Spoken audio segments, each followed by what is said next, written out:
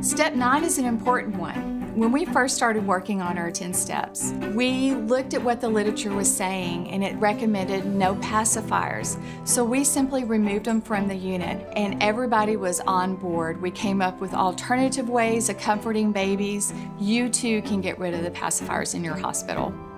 We set a date. We let our physicians know so they can tell families. We let our staff know. It's important to have that stop date, because if you say we're going to get rid of them but you don't have an actual date, then they tend to always stay around for long periods of time. When babies need comfort, we just use a gloved finger and allow the baby to suckle on our finger to calm down. We can also teach our families, our mothers and our dads, how to calm babies in this manner also. And a need for a pacifier is just not there.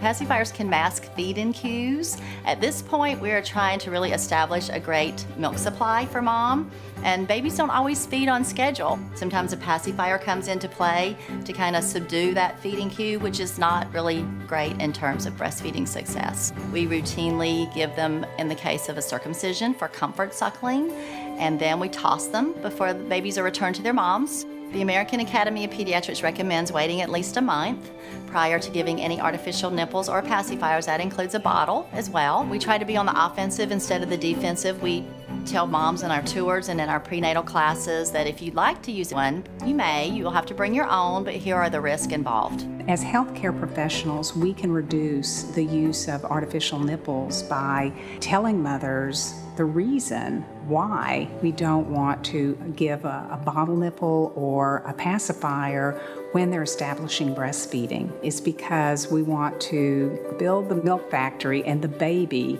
is the general contractor.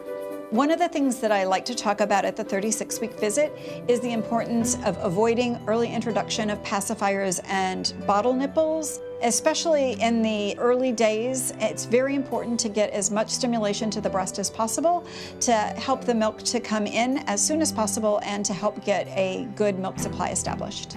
If there's some reason that the baby can't feed at the breast early on, we prefer not to introduce artificial nipples. We would prefer to use an alternative method to feed the baby, such as spoon feeding or cup feeding.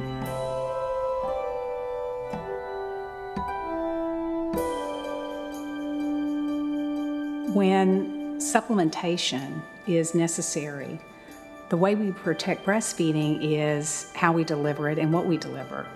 So we have the mother express colostrum. We can deliver that by spoon or finger feeding with a syringe or with a cup. We again discuss those options, and then depending on what her decision is, we will proceed from there. The cup feeding probably has the most evidence behind it, has been studied the most extensively. The staff training is key in this. The more we educate the parents, it has to begin also with our staff to have competent and confident bedside nurses who, from the beginning, start talking about breastfeeding and who give out the evidence-based knowledge that we know what we're talking about and this is a good thing, providing the perfect food for your baby. That's our responsibility. I feel like I make a big difference every time I can help a mom breastfeed, even if it's one feed, one day, 1 week, 6 months.